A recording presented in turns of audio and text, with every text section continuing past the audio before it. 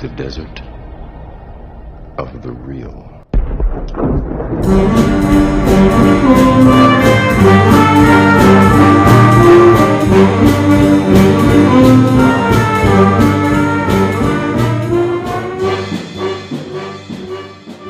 Welcome to the Desert of the Real. I'm your host, Ryan Hudson. Joined with me, as always, is a man who wants to shoot a Tyrannosaurus Rex.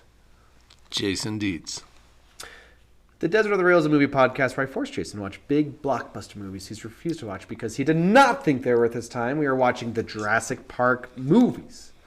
We are two English language arts high school teachers, and we attempt to use our academic training to dig deeply into movies. We explore the creativity, philosophy, film studies, and ethics in art films and push you, the listener, to think critically about your entertainment. We're watching Jurassic Park, The Lost World. Guess how fast I watched this one? On times 2 speed? Not quite. Times I started it on 1.5? times 2 speed, but then I couldn't really understand what they were saying. Sorry, I mean... There is much hate in my soul for this movie, so... I don't know why, but here's the thing, dear listener. I actually didn't know people didn't like this movie until I was like a grown person. Wow. I thought people just assumed it was one of the good ones. Because I just, growing up before the internet, you just watched movies and you're like, this is good. I like this. And then I didn't know people actually liked this movie until... And then the internet came around. I met you, actually. And people are like, wow, can't we all agree this is one of the bad ones? And I'm like, really? That's something we all agree on? Yes. Missed the memo, I think. No, I think we got it. I think this one... Well, here's the thing. Is this your goodest favoritist? No, the first one is. The first one's like a perfect Is this movie. your second goodest favoritist? Good question. Thanks. I actually don't know. Because as much as it's got flaws, I think Jurassic World might be in second place. But the thing is, we are now looking at movies, or normal people, not Jason, but we're looking at movies in a post-Jurassic World trilogy world now. So now it's like, yeah, but we see how bad it can get.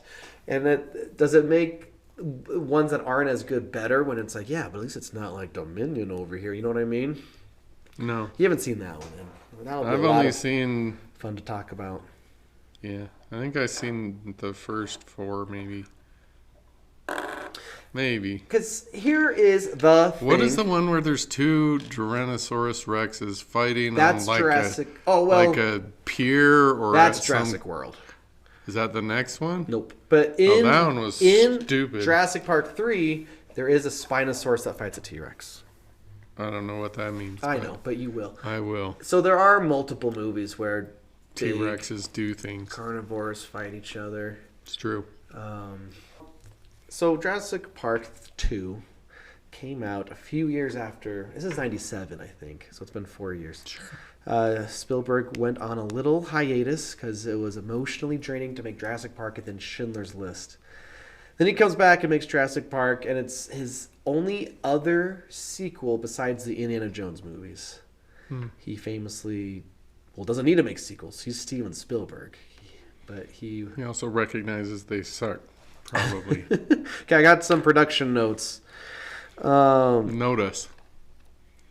So here's there's a number of things, but Michael Crichton, who wrote the book of this and the previous movie, he didn't have this book written at first. The studio said, hey, write the book and we'll buy the rights immediately, type of thing. Oh? Yeah, so I don't even know if Hollywood would still do something like that. And he's Michael Crichton for crying out loud. He's Michael Crichton for crying out loud. Congo. That's not one of the good examples, I feel like. It's a great book. Sphere. The movie another Congo great book. Is kind of fun in a silly way. The Andromeda Strain's a great book. Yeah. However, what was I saying? Oh, I saw a part of an interview Crichton was doing, because he doesn't usually write sequels either. Right.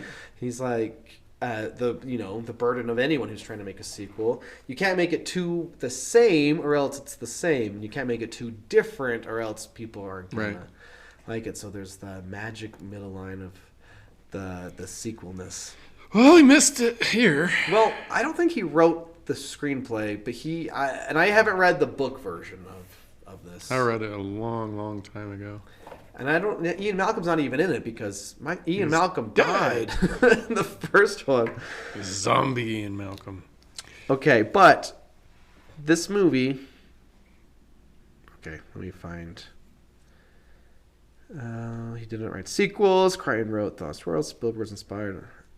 Oh, so the Lost World, the title, is the name of an old dinosaur movie. Like, if you Google The Lost World or whatever, there's multiple ones that come up involving dinosaurs. And Spielberg saw the original movie as a kid. Oh, and loved it. And Kinda. I mean, the thing about this movie, it's on the cusp of DreamWorks, which was Steven Spielberg's original production studio. It's kind of not that anymore. It's kind of like a bigger thing now, where it's. But this isn't a DreamWorks movie, but it's the movie I believe right before DreamWorks was invented. Like SKG, when you see the DreamWorks logo, right. Spielberg is the S. He's like, I'm going to give you this, basically. So, this is the right before that, but Spielberg is a brand, and essentially he was able to. He's like, I want to do the same thing again. In '93, I did Schindler's List and Jurassic Park. I'm going to do Jurassic Park 2, and here's my serious big boy movie, Amistad, which kind of gets forgotten about. I've never seen it. Oh, really? Is it good? Yeah, I mean, it's good, but I think there's a reason it's maybe not in the same conversations as his more memorable ones. It's about a slave ship mid-transit free themselves. Oh, like a rebellion? Yeah, so cool. they land or whatever, and it becomes this story of like, well, what do we do with these slaves? Like, do we send them back home, or what do we do? And what's not... I don't think it's John Adams. Anthony Hopkins plays one of the former presidents, where he's not a president anymore, but he acts as like the lawyer. And there's like this amazing scene where he gives this speech during this big trial scene and stuff. And Matthew McConaughey's in it. It's just like, I kind of forgot about movie, but it was like his power play movie at the time. Cool. Anyway, so sequels have always existed, obviously. Not always. But in the mid '90s, some of like at least two big sequels that were maybe influencing, let's get another Jurassic Park movie, the biggest movie of all time. Spielberg had 3 of them at least. Jaws, when it came out, the highest grossing movie ever. E.T. made more money than that. And then, as far as I don't know if there's some in between, then there's Jurassic Park, the highest grossing movie ever. So it's like, yeah, let's do that again. Yeah. And like in between, like in the 90s, we have like Terminator 2, Batman Returns. It's like, hey, sequels that are big and can make lots of money. So there's some like factors like maybe we should try this Jurassic Park thing again. Yeah. I don't know. Here's a quote that says Spielberg described it as being inspired partially by darker adventure serials and monster movies. A major creative influence was King Kong, which they even call out in the first movie. Who lives in there? King Kong. Right, yeah. And that influence, obviously, there's the end sequence of this movie when the T-Rex is stomping around San Diego. Well, at least he didn't climb any buildings. Yeah, I think it's kind of fun, though. Also, like, just the comparison between the first two, like, we've seen how CGI can do more. There's more dinosaurs, there's more CGI shots, there's twice the T-Rexes. Yeah. There's Stegosauruses, of course, which, as we all know, Stegosauruses and T-Rexes did not live in the same time period. That's why they don't get along. Obviously, in this Stegos came in the Jurassic when T-Rexes are late Cretaceous. We all know this. These are things we all know.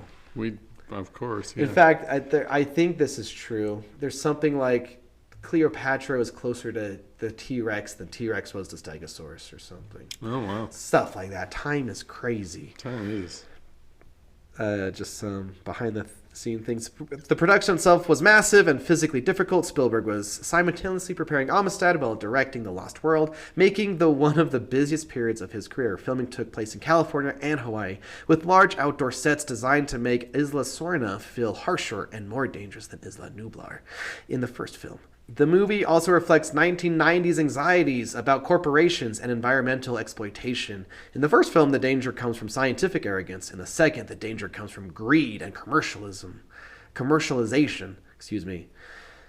The shift growing skepticism in the 1990s about multinational corporations exploiting ecosystems for profit, which I don't know all that stuff. I was like 3 when this movie came out.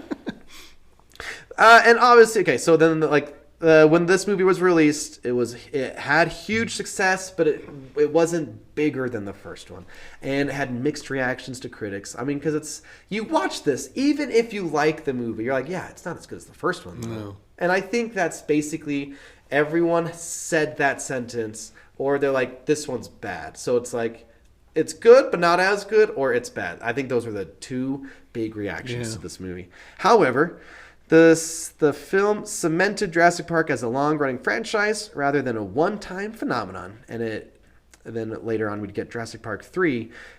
But then, obviously, Jurassic World came out in 2015 and was like the biggest movie of that year. So it's like... It's weird. We love dinos. And here's the thing.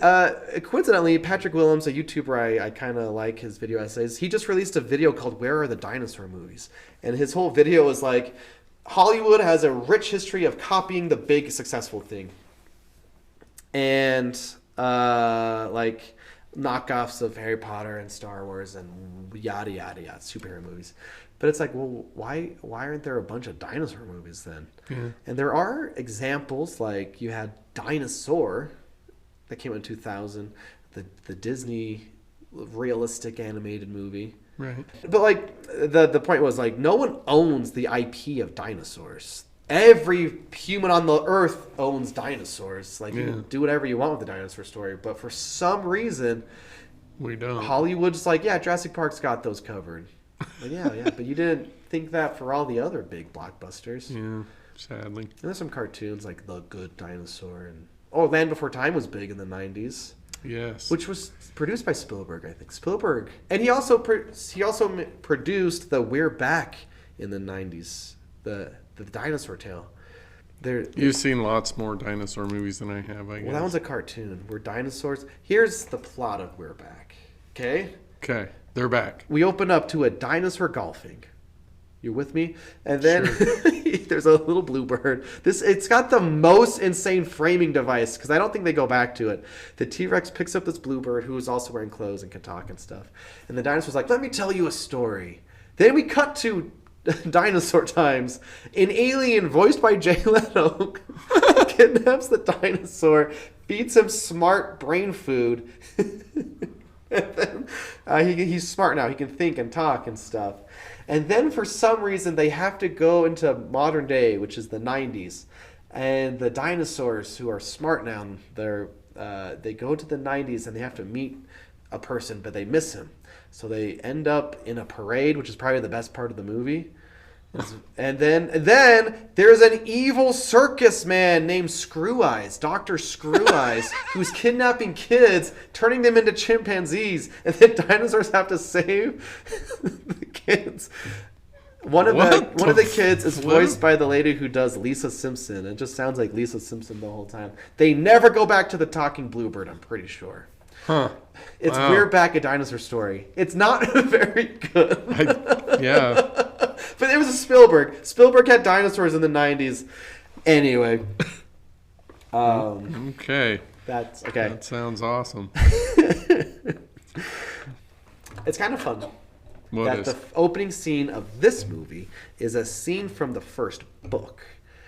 Because there's a number of sequences from the book that aren't in the movies. And like in the newest Jurassic Park movie, Jurassic World Rebirth, which is a ways away at this point, they added a scene with those characters, but it's from the first book. of like the people on the raft going down the river and the T-Rex is trying to chomp them. Oh. So like it's kind of fun. It's like, hey, that thing that we didn't use, let's put it in here. Cool. Because it's good material because it's Michael Crichton. Right. And honestly, here's the secrets with the girls, or with the little girl, I mean, and the rich family, and they meet the compies and stuff. It's got one of the best transitions in any movie ever. Wow. The mom comes and goes, ah! And it cuts to Malcolm or Jeff Goldblum yawning. Oh, yeah. That's like one of the best edits in cinema history, I feel like. Actually, I did notice that. That's good stuff. I'll give it up for that. That was pretty good. Give it up for that. Anyway. That's about it. Jason says he's got all cons. Pretty much. Do you have any pros, perchance? Perchance. The little girl has a moment where she's... The daughter, not the little... Yeah, the daughter has a moment where she acts intelligently. What? Just like when she's like, I don't want to be here. Let's go. Yeah. That's the one moment in the movie where someone acts intelligently. So there's that. It was cool when the raptors were moving through the grass. Yeah. That was cool. They grew that grass specifically for that scene. For them to move through it. Yeah.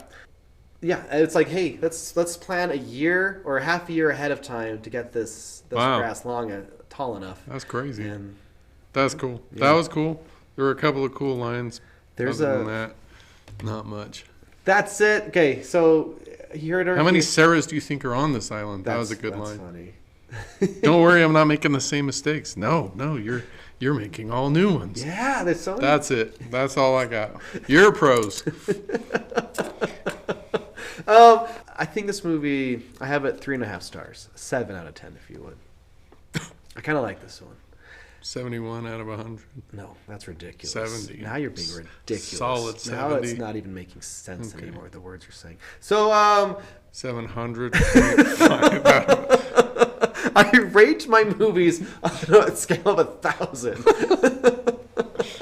No, we're going to argue about this. Yes. I think the sequence with the 2 T-Rexes that knock the thing off the cliff is so good and incredible. And he thinks it's the worst part of the movie. I think there's a lot of fun, dinosaur moments spread throughout. I think there's a lot of fun Jeff Goldblum lines. And I like the ending in San Diego. I don't. Here's the thing. I'll give you a con. Okay. It doesn't make sense for everyone on the boat to be killed off. By what? I know. I think originally it was... the original plan was to have velociraptors on the boat as well. Okay, that was... Here, I can mark... At least I can mark that one off. Without the velociraptors. There's one. Check. It's like, how did the T-Rex eat everyone? And then got into back the thing. That doesn't make sense. You're right. That's one of many things. That is a flaw. That don't make sense. Okay. Let's just go over your list. So you don't have any pros? Those are all my pros. I like the T-Rex. That was the whole... See? Right. Okay, thank you. What? So you got 3 pros. All right. I have 4 pros. No. Why are we watching this piece of crap? Let me get more specific. Ugh. Jeff Goldblum is a national treasure, so basically everything he says is really I think fun. He's really good. I think so. Basically, my cons fall into 2 main categories. You know what? Here's an interesting. It's kind of funny that Vince Vaughn and Julianne Moore are in this movie. Yes. How come they didn't come back for the Jurassic World movies? Let's get all these guys back. Yeah, those 2 are famous. Yeah, they were must in have been a Jurassic more Park movie. Yeah, maybe they're too expensive now. I guess. They kind of don't stand out. No. But mostly because there's dinosaurs in this movie. Mostly because they got a crappy script. I think like I was reading the thing off. Let's try to save these dinosaurs before they get exploited by... when he's like, yeah, they sent me. Come on, Vince. That's not... No. He's like, I'm secretly not a cameraman. I'm secretly a guy that unlatches latches. Come on. That's one way. Yeah. I mean, what else does he do? He doesn't do anything else. You're right. He unlatches latches. That's his big superpower. He unlatches latches. That's what we all say. Good job, Vince. Well done. So, my cons fall into two main categories. Go for it, Dietz.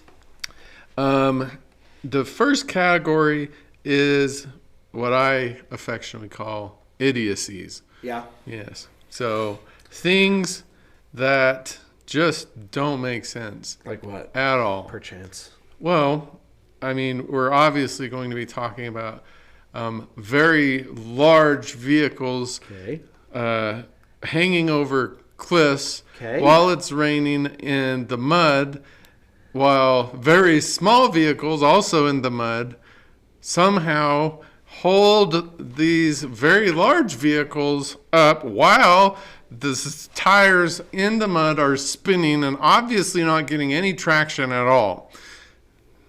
So let's talk about that scene. I'm not going to discount the tension of it. If you can get past the fact that nothing that happens in that scene makes sense at all, it's a great scene. Like, it's well done. The tension is good. We have the obligatory glass breaking and catching of the woman in the last possible second multiple times. Like, I think there's 4 of them that we catch. Poor helpless Julianne Moore, who's too stupid to save herself. Oh my. And then, so all of that aside, when the Jeep finally whatevers, even the idea that this entire thing, 2 big cars, could fall straight down past these people, not hit them, and then the Jeep, which is friggin' tied to the front end of it, somehow doesn't follow the other 2 cars straight down past them, is not good, Ryan. It's not good. Hold on. It's not good. That's my main idiocy. Okay. So, yeah, but here's the thing. It doesn't not make sense. I just told you all of the reasons it doesn't not make sense. But it doesn't make whatever I meant to say. Well, okay, but all right. You want them to get hit by the RV as it falls? I want anything in that entire, and it's a long scene. It's like the best 20 scene minutes in the movie. long. Anything in that scene to make sense. I think anything. I think it all works. I think you're being nitpicky and biased. Bro. Bye. The whole 20 minutes doesn't make sense. Okay, it's because it's part of the build-up. The T-Rex, the T-Rexes are 2 here. of them. The mom T-Rex and the dad. eye, if you will. Is that what it is? No. It's part of the whole sequence. Let's give the baby back. Whew. Right. It's over. Nope, they're back. They are pushing it over the cliff. And guess what? We know that they do that. That's a thing T-Rexes do because it did it in the first movie. Yes. T-Rex gets mad. It pushes something off the cliff. Yeah. That's how it demonstrates its madness. And then we have a classic sequence where you can't have it just being dinosaurs all the time. You're right, the tension. It's a masterclass of how do we make this super exciting and edge of your seat thing. And it's Julianne Moore. She gets up and she's like, it's like, maybe you should lay down, spread your weight out. She wasn't thinking, probably. It's one explanation. But I don't know. I don't understand why that's a problem. What? That it makes no sense at all? What doesn't make sense specifically? I literally just went through it. I know, but with the being pushed over the cliff, I don't... Okay, no, the pushing over the cliff is fine. Okay. So it's half of it is dangling over the cliff. Okay. That's okay. Yeah. And then... What are you talking about? She's on the glass. Glass is breaking. They climb down. It's tense. It's sure exciting. Is. My goodness, it's so tense. And then they get the guy. I don't know what that guy's name is. Just gets 8, so it don't matter. It's like we saw the lawyer get eaten in the first movie, but here, let's have it get eaten. You know what? I wonder if we and could then get eaten in half. I wonder if there's some way we could reconstruct Yeah. What is your? Are you Let's mad? just see. No, What? I'm just gonna see. Okay. So I have here a bag of figs. Go for It's it. just from a local grocery store. I'm gonna roughly yeah. roughly divide this bag of figs Half in of the half. bag is hanging What do you off the predict? desk. Half of the bag is hanging off the desk. The other half is not. What do you Okay. predict is going to happen, Ryan? Just predict. I mean, gonna- based it's on gonna this movie, it's probably just going to It's gonna stay right there, right? Wait. Oh, it is what? staying. What is going on? Holy! Oh!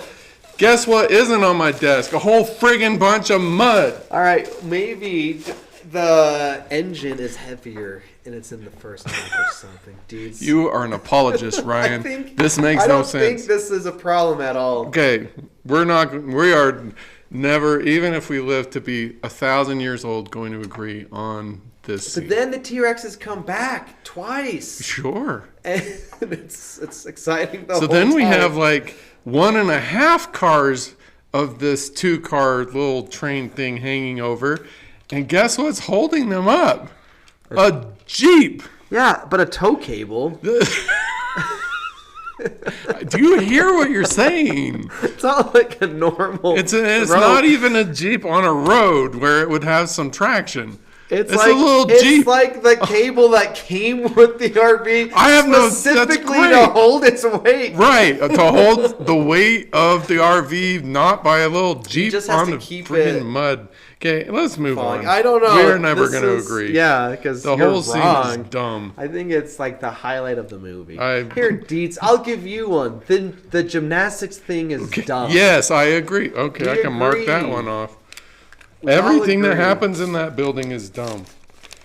All of it. Like the raptors are digging in the one side. Yeah. What's the solution? Oh, obviously we're gonna dig out the other side. It's not like the raptors can hear anything or tell what you're doing at all. They're not. They're just morons. And then after they get the pit dug, she pulls on the boards, and the boards just bend right out. Why don't we just bend the boards out and run? No, we have to absurdly dig. They're absurd. fighting It's for their absurd. life. And They're about that's to be what they came eaten. up with. They aren't. That's what they came up You want with. people to. Act intelligently. There are multiple man-eating things. There are multiple and all we not have to do is intelligent survive. people in this movie. All of them. All of them do stupid. That's my second main All right, category. what's a stupid thing is they do? stupid Dietz? things. Okay, the Zappy guy, whatever. I don't know what his name. I don't even care what his name is. Zappy guy works. Zappy guy is dumb. Like he's dumb. Why? So you zap this little. Okay, great. You're big. He's small. Okay. Whatever. Okay, great. You're on an island full of man-eating things. Yeah. You don't know where any of them are. Nope. And so, of course, you're going to walk off 100 yards into the woods so you can pee, right? No. These are like hardened hunter people. They just whip it out in front of whoever and do their business. Anyhow, All right. whatever. So Sure. he wanders off, whatever. Okay, so these little dudes are approximately 1 foot high. This 1 foot high little dude. Okay. And the teeth on this little dude are, I don't know, not 1 foot high. They're not even close to 1 foot high. They're like little teeth. Okay, The great. compies. They're what? Well, they're compies, but Great. they're So you got actual this name. little 1 foot high dude with little teeny teeth that's biting you. What are you going to do about it? Obviously, you're going to stand there and scream until more of them show up. And when they start biting, you're going to keep screaming and standing there. And then more show up, and then you're going to fall on the ground and scream. All right, this is the problem. This guy's an idiot. Pause. Stop. No. We have to talk about something. Okay. Like what? I hate this movie. What actually is logic, and what is you thinking that someone's doing something dumb? Because Right, I separated those out. I don't know if you did. I did. Because Those are my he's two like, categories. Get this dang animal off of me. You know, I don't know. I feel like the reaction is somewhat normal. It was initially.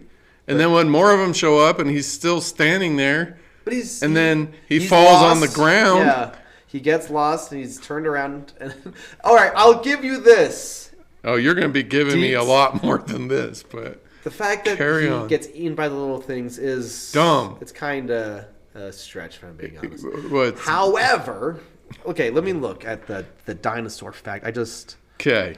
The Compsognathus. They are the size of a chicken. Okay. But they could grow to about 1 meter long. I mean, don't get me wrong. Chickens are vicious. They can, yeah. Okay, Yeah. here's No, the thing. I'm not. Yeah, imagine like a goose, a Canadian goose. Right. That's going to be scary. But if a chicken is biting me, Yeah. I'm not going to stand there and be like, ow, ow, ow, You go to the ow. one place where a goose chases you.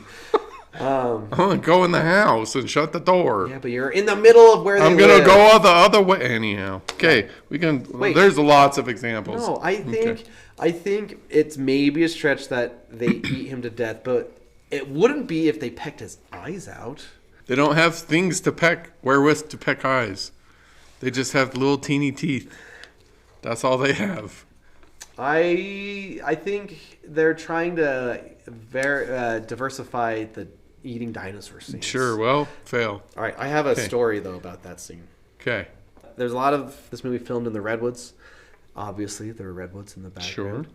But it's easy to know where this scene was filmed. In fact, when my family, I think I was like 8, we went to California on a big family trip. We went to the redwoods, and there's a hike, you can hike through that canyon.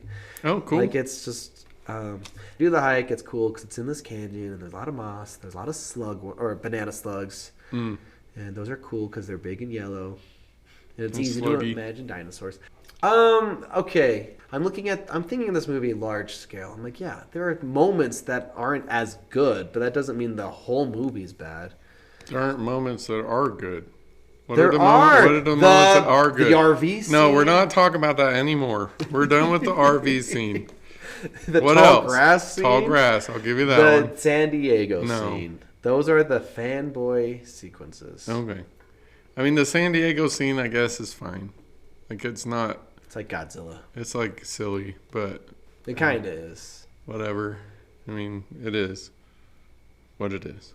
And I don't know. I think them versus the other people, and then like being forced to team up. I think that stuff's kind of good. I think it's kind of what separates it from like other the InGen army versus the eco right. warriors or whatever. Yeah, it's like we're forced to work together. I think that's not nothing. It's not. I like the bald guy. He's not Patrick Stewart. But he looks just like Patrick Stewart. What else is he in? I don't know. There's a deleted scene they should have kept in where before he gets hired, he gets in some bar scruffle with some guy, and he literally ties his arm around his back to beat him up. And it's, I mean, I guess so on the nose. Maybe we don't need it, but but that does say exactly who this is. Yeah. All right. Sure. Here's another thing. I like the stampede scene. That's kind of fun. When the InGen people get there, and there's all the trucks and bikes. And okay, that's one of my... And they're like, set up camp in 30 minutes. This is a game trail. Where do you want to... Okay. So every single thing that the InGen army does is ridiculous. All of it. Like what? Like, what are they there for? The dinosaurs. They're there to capture the dinosaurs. Okay. Why is that bad? That's fine. But how they here, folks? Jason, he's how they go about it is idiotic. Right. What are you going to be like? You're going to be like, and wait till we're going to put on Back in Black on these big speakers and be like, hey, we're coming to get you dinos! No. Nope. You're going to hunt them. You're going to trap them. You're going to whatever. They just roll in. That's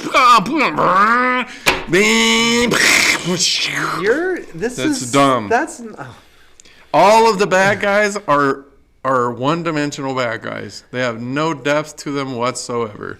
That's annoying. We need bad, and we're at a point in our maturity as filmmakers that we can have, bad guys that have more than one thing that drives their motive. The hunter wants to kill the T-Rex. I think the InGen board chair guy, he wants to make money. What happens to the hunter? Zappy guy just wants to zap crap.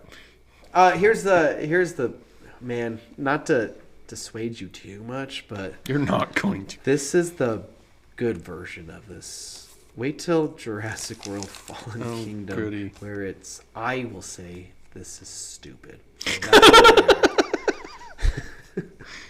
Okay, so there's the guy, right? There's this friggin' T-Rex here. He chases you under the waterfall, right? So the T-Rex is here. Okay, all right. The T-Rex. Okay, no, this he's is literally a good example of why you are being nitpicky. No, he's literally friggin' right less than 2 feet away from him. And he's like, a snake. Let me go get gnawed by the friggin' T-Rex. No, that is idiotic. It's stupid. A snake went in his shirt. He had a momentary There's lapse. a friggin' T-Rex the size of a friggin' house. I'll give you this because I think it's in the How It Should Have Ended or something. Dumbest. Wait, no, there's in the How It Should Have Ended. There's a scene where that scene is happening, and the guy runs out in the water, and the T-Rex like looks at Jeff Goldblum and like, huh? See, I'm not the only You're not. one. I'm not the only one. Okay. All right. Hold on. See, that's the thing. I guess it's subjective then, because it's like, oh, that guy ran to the water where the T-Rex is. Yeah, and I'm watching like, yeah, 'cause he had a snake and he freaked out. A snake. I saw, Which of these two should I worry about? I saw one guy be like, man, the new paleontologist expert is just not as compelling as Dr. Grant in the last one. Like, yeah.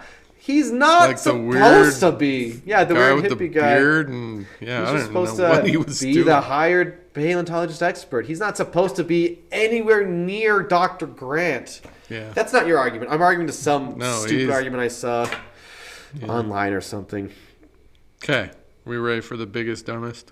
Well, I suppose. Not yet. Okay. So we have this supposedly intelligent female scientist. Okay. Oh, is this the bringing in the baby T-Rex thing? You cannot defend that. Hey. How? She's a hippie. No. She knows exactly what's going to happen if you get anywhere between the T-Rex and its little baby. Yeah. That is the dumbest thing I've ever seen in a But Jurassic Park if she didn't movie. heal the leg, it would have died. But it would not have been their fault because they wouldn't be anywhere near the little dead baby T-Rex. Fault. It wasn't natural. It doesn't matter. Here's this thing. There's like I think it's law. You're not supposed to mess with nature, especially like documentarians and stuff. Right. Like there's this. I mean, they set that up at the start of the movie. Right. But it's the mindset of like, I want to help this creature. I Sure. want to help the T-Rex. Right. Here's something that maybe no one else thought of, but I feel like, I love the two T-Rexes. I love that they are after their baby. They're cute together. They are cute. All of it's fun. I have also seen videos of a stork throwing out one of its babies because it wasn't going to survive. No. It's like, you're the weak link of my nest. Bye-bye. Life is not a Disney movie. I have to feed you. I'm not feeding the weak one.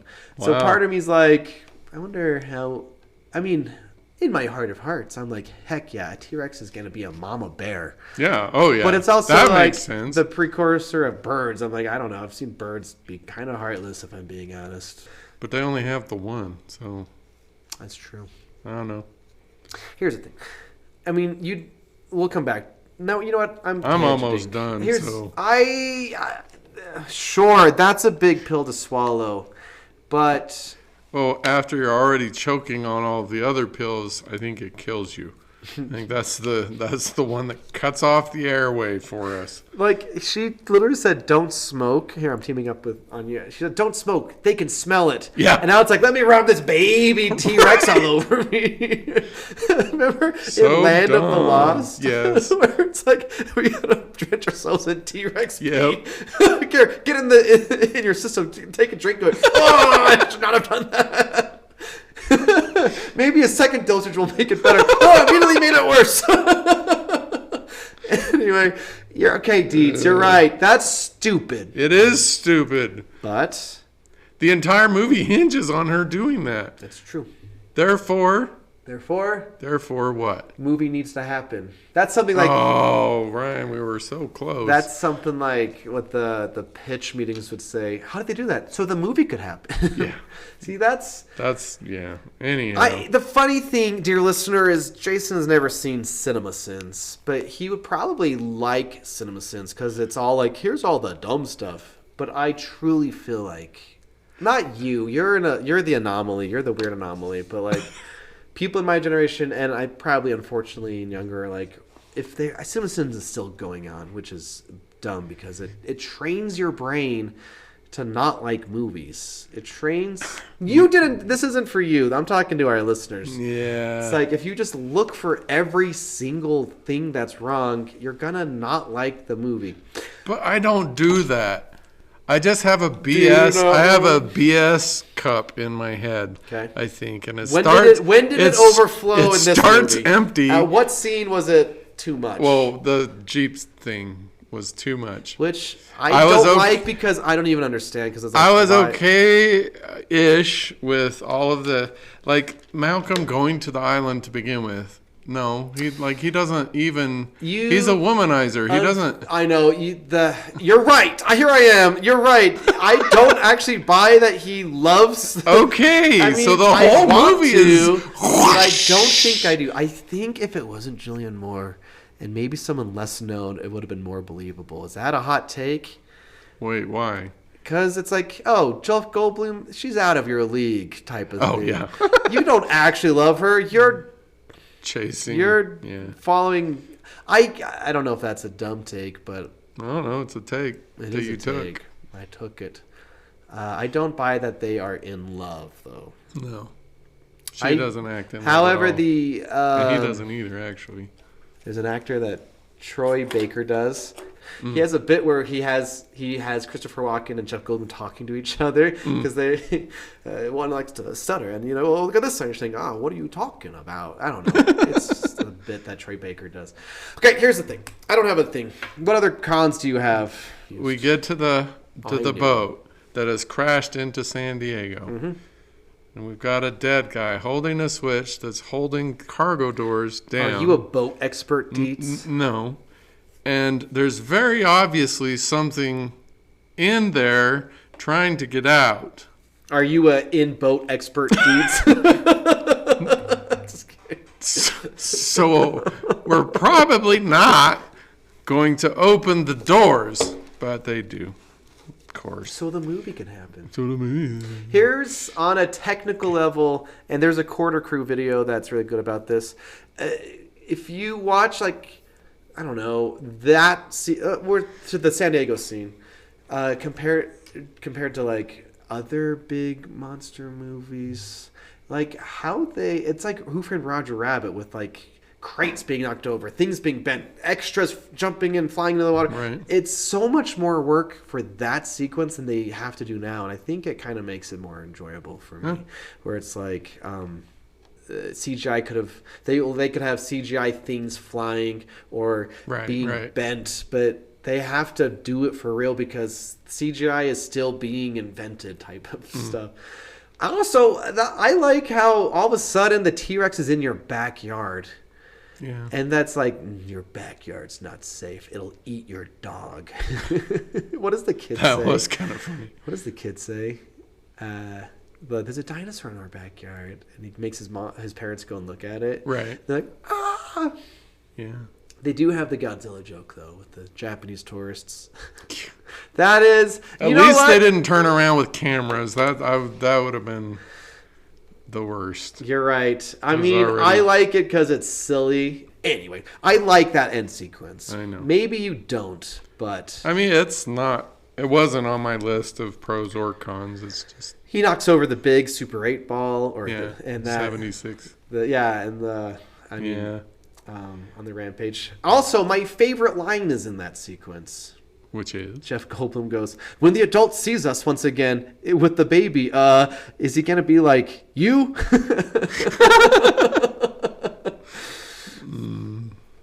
Jeff Goldblum, as a character and as a sequel, has learned lessons from this movie.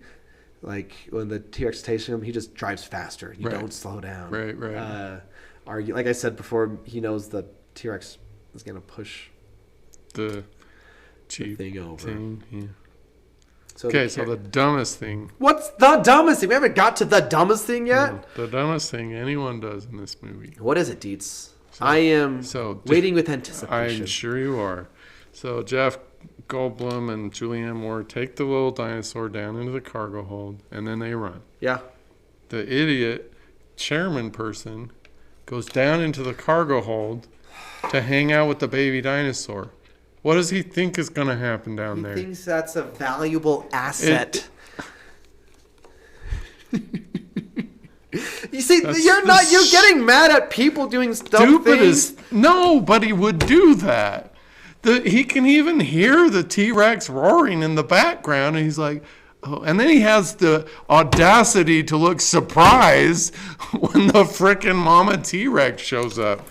No. Millionaires don't think like you and I do. Well, then, if they didn't, they'd be extinct. Stupid moron. Then the end of this, like, with, what's his face? It's like, yeah, we're just going to preserve the island. We're going to leave it alone. Blah. No, you nuke the frickin' island. No, Dietz. Life will find a way. Haha, nudge, nudge. Guess what's going to happen? Nudge, nudge. No. Here's the most unbelievable The whole thing. dumb movie is dumb. The what's the guy who's in charge of the island? Hammond. The most unbelievable thing is Hammond, and Ian points it out, going from capitalist to environmentalist in the span of 3 years. Yeah. Like, that'll never happen. Wait a second. What happens in Fallen Kingdom again? Ah, the worst version of it. Wait till we get to that one.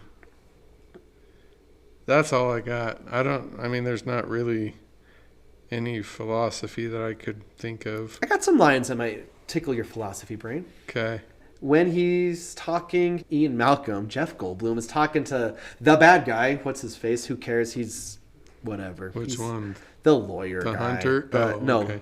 The hunter's not a bad guy. The hunter's kind of in the gray area. He just wants to hunt. He's not there for profit. In fact, he specifically said, I don't want to be paid. You can keep your money. I want to hunt a rex, a bull, a male. For my reasons and my reasons alone. Or whatever. He kind of like, all right, dudes, wow, you're right. We got it. We got it. You got it. And then I do like it when the guy goes, okay. I like it. Oh, God. No, I like the part where he's like, he's trying to read the dinosaur name. The Chrome Dome, the monk, the Friar Tuck. Yeah. And then he calls the other one, the one with the thing, Elvis. Yeah, that's good. That was good. That's like a whole star because of. Oh, okay. All right. Anyway, now you're getting Ian Malcolm's talking to the bad guy, the capitalist. He says, "I didn't say anything. I said the truth because there's some legal problems," which is kind of interesting in a bureaucratic way. It's like you got in trouble because you said what happened on the island. Right, because he signed an NDA. Yeah. And then he's like, I said the truth. He said, your version of the truth. And then he says, there aren't any versions of the truth. Okay, so here's, I guess, my question. Why are there multiple versions of truth, Dietz? Because there is. Because everything that we observe is filtered through our experience, through our preconceptions, through our prejudices, through everything. Like you could walk into my room, and because my room in this building is not the most, what's the word? Like orderly, or like there's posters and everywhere, and there's writing on the walls. Graduation announcements everywhere on the walls. His whole wall is just senior graduation announcements. I think he's got a bunch of posters of bands that are whatever, like Pink Floyd and Rush. We had Genesis, more Pink Floyd for some reason. Anyhow, so you could walk into this room and you could be like, dang, what a mess. He's got students' projects. This is a mess in here. He's got, I kid you not, and this better stay in, he's got a flag of himself. I did not make that. Students made it for him, and it's really cool. It's of him wearing a wig for Metallica Day, and it's on an American flag that's all pink. Yes. Anyhow. So you can walk. He also has a sign that has it's just constantly moving. What is this quote? It's got a quote saying on it. It's by Viktor Frankl. Those who have a why to live can bear almost anyhow. Viktor Frankl. It's a great quote. And there's a ladder for some reason. I bet you could discern why it's there. And he has another wall full of just students' initials. Yeah, he signed the wall. Anyhow. It's got a rope. I was pointing things out. What else is there, Ryan? Okay, here's a fun one. Let's paint an image for our listeners. You just did. He's got Dietz's mind exploded by students, which is fun. I like this. This is my favorite corner. And he's got like how many check marks? A lot. He's made check marks for every time a student has expanded his mind. I like that. That's my favorite corner. Yeah, it's fun. He's got college flags, a bunch of books, the nice desks, might I add. The nice desks in the school building. Anyway, Dietz. Oh, and of course an AC unit. And here's the thing. Let's bring the listeners into this. Jason is like, your side of the building isn't as hot as my side of the building. That's why I need an AC unit that was put in by the school. I'm sweating buckets over there. You do not sweat And he's buckets. like, oh, it's not as hot. What do you mean? The sun is in the sky, heating everything. But the sun comes right through my window for the first 4.5 hours of the day. The nice, cool morning hours. Okay. Anyway. Anyhow, you could walk into my room and be like, dang, this is a mess. Does this guy have no, sense of style or decorum or whatever? And that would be true.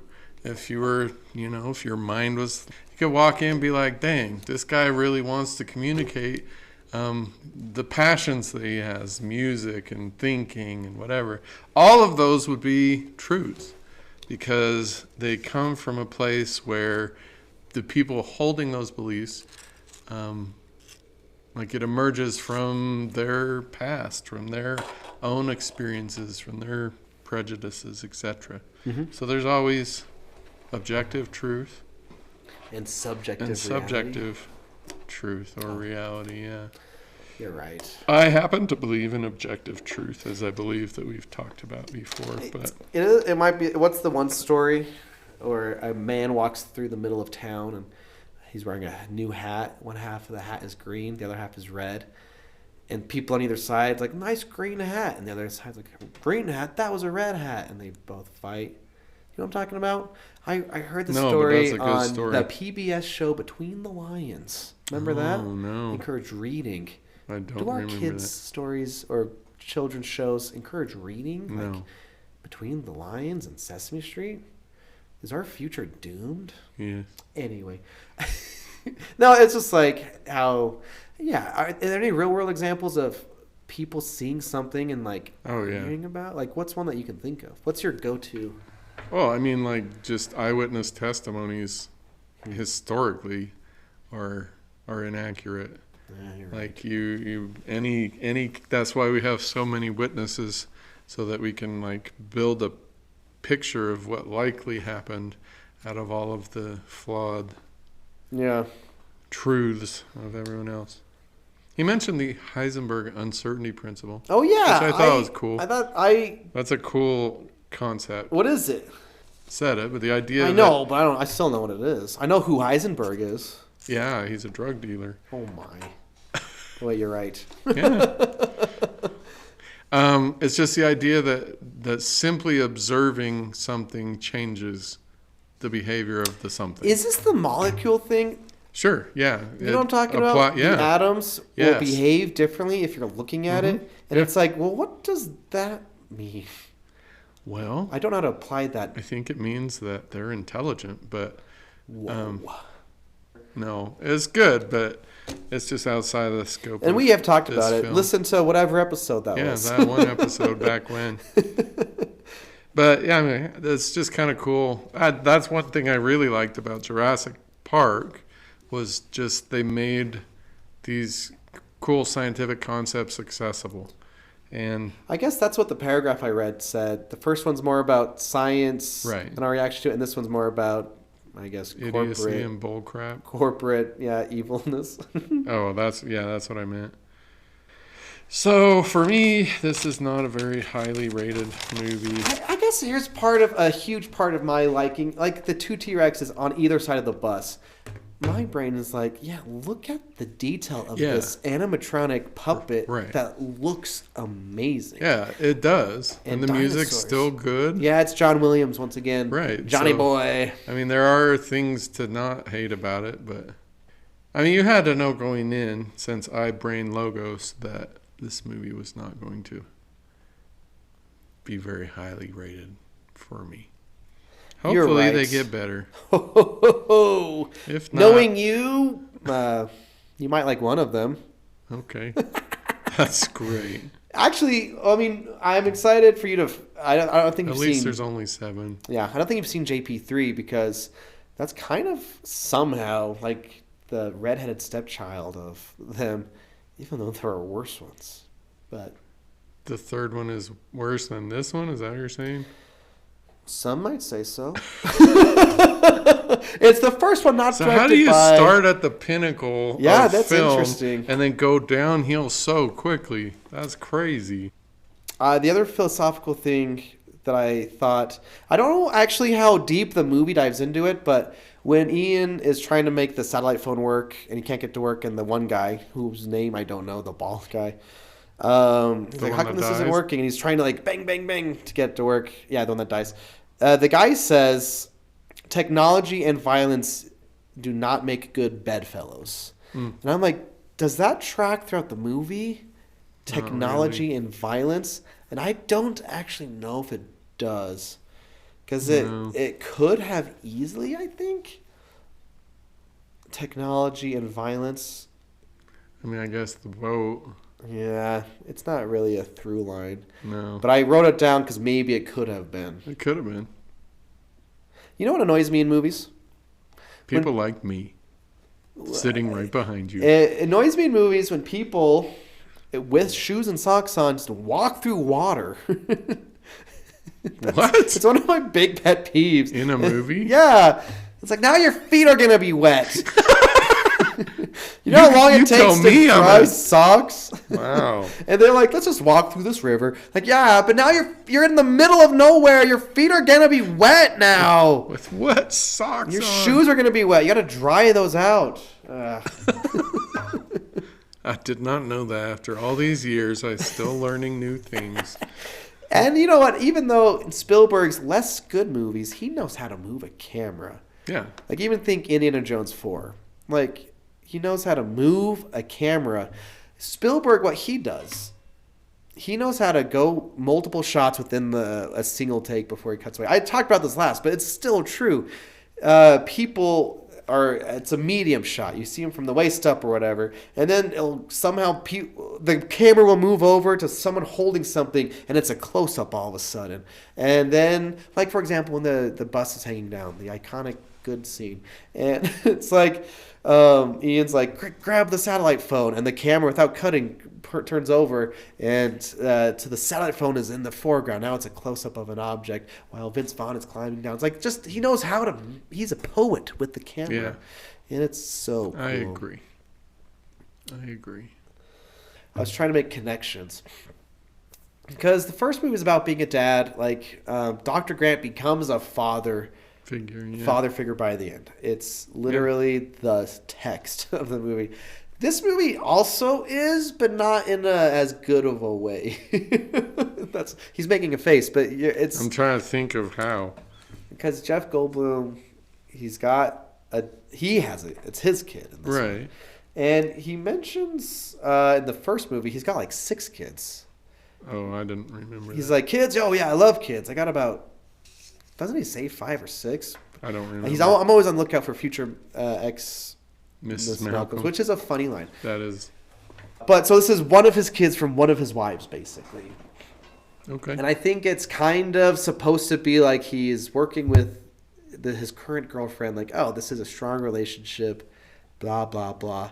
But it's not a strong connection, but the connection I have is the 2 T-Rexes are the foils. Oh, yeah. They're there to save their baby T-Rex no matter what and go above and beyond to protect the baby. And I am admitting, as a self-proclaimed fan of this movie, it's not as strong as a connection as it could have been. Yeah. Because I never buy Ian and his girlfriend, I suppose. I don't think they're And the daughter's never really in any danger. Really. Not really, because she knows gymnastics and can kick a velociraptor out the window. Yes. Just as long as there's two uneven bars just happen to be hanging there. So I guess... At least it was seated, Ryan. You're right. They told us before. I wonder if I was writing an essay, how strong I could make that argument that the dinosaur couple mirrored the human couple, but I don't know how... They're better parents. I know, right? Yeah. It ends with them on the island being a family of T-Rexes. Yeah. Adorably. It is. Yeah. I think it's easy to read this movie with a Marxist lens because it's here, let's make money, let's capture people. But I think what's slightly more interesting, or like, I don't know, eco-critical lens. I mean, there's nothing wrong with going in that, but I thought maybe post-colonial for this one. Post-colonial read because Isla Sorna is kind of the representation of the indigenous land that rich white people are going to come and exploit. Right. It's you know, it's like history, but dinosaurs. Yeah. So it's cooler. Just kidding. I like real history. So let's see here. The hunters, I guess, you know, they're there to conquer the land as their own. Right. And that's what... Take the valuables. I know. Yeah, exactly. And there's the part where they got the ropes over the one and they drag him to the ground. And it's a sad moment because we don't like animals getting hurt. Have I mentioned this? Forgive me if I've mentioned this. Because what was I watching? You're already forgiven, Ray. I don't even know. No, and this is where it comes from. It comes from the book of Project Hail Mary. Where in the book it's about a teacher who is a scientist and they need him. It's Project Hail Mary. You know what it is, listener. You've probably seen it twice already. And it's still in theaters right now. In the book, he talks about how the sun is getting colder and people are going to die. And it's like, yeah, but that's 30 years from now. But then he mentions that animals will die too. And there's this kind of, I think, not profound line where it's kids understand animal suffering more than they can understand people suffering. Yeah. And I think there's a lot of truth to that. Where it's like, hey, this animal, or the dinosaur got tied up and drowned, and like now here's the sad music. Yeah, because we don't like animals getting hurt. Right. But I don't want to overextend this metaphor with post-colonial theory, but I feel like would we care less if it wasn't an animal? Like if these were... Oh. You know what I mean? I mean, we do, and we probably would care, but do we care more somehow because it's... That's really interesting. An animal.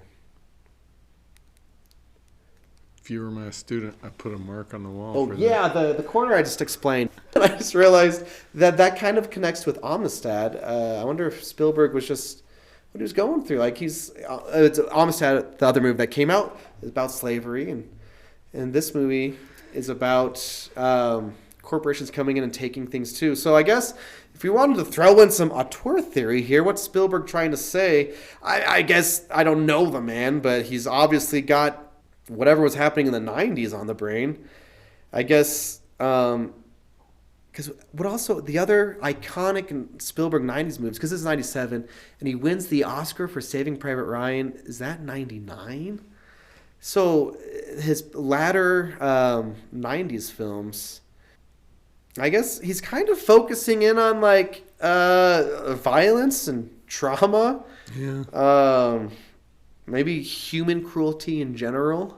Well, it's all post Schindler's List, so maybe maybe that got into his head more than. So I wonder. Yeah, Jurassic World. This movie is the bridge movie from 80s adventure, arguably family films, into more serious movies. Maybe more hopeful and happy and post Schindler's List pessimistic. Yeah. I don't know.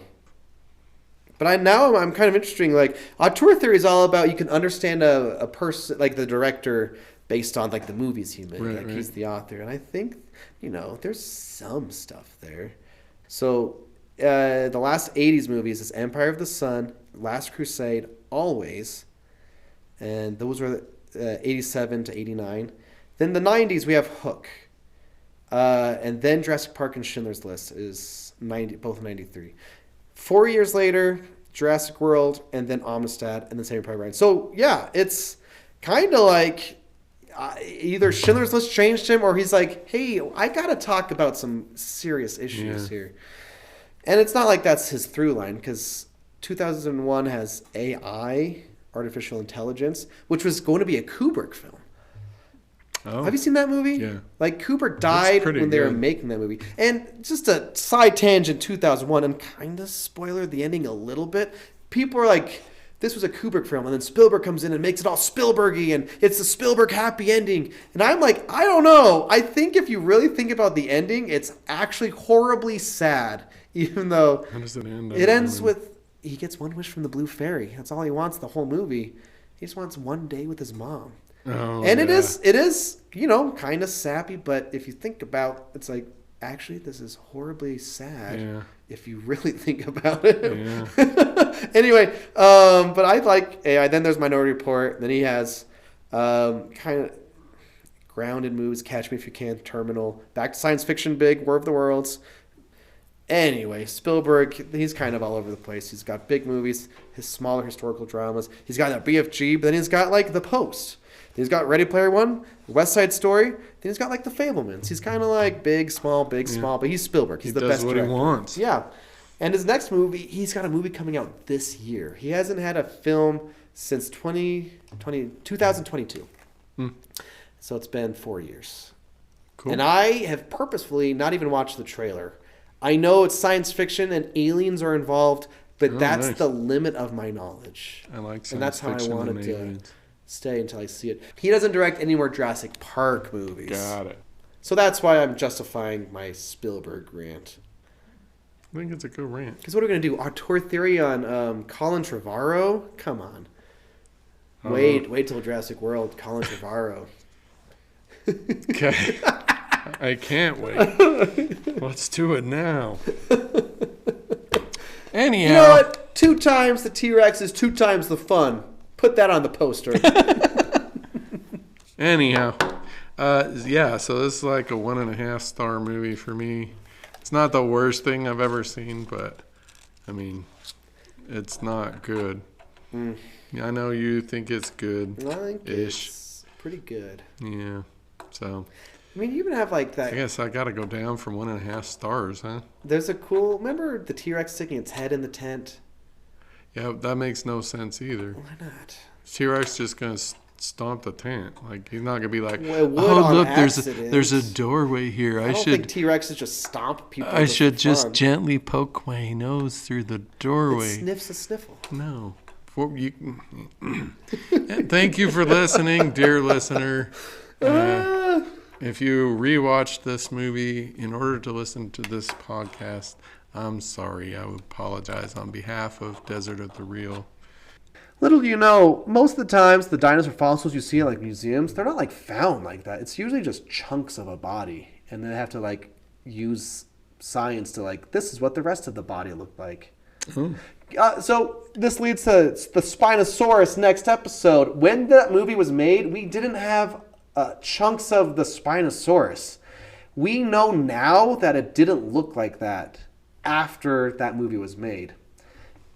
Cool. We'll get into it. But it's because they find chunks and are like, the rest of the body must have looked like this. But they were wrong. Well, sometimes. It's all about learning. Yeah. Anyway. Growth. We love you. We do. We love dinosaurs. Yeah. We love Jeff Goldblum. Yeah. We love... Lamp. See you next week. Bye!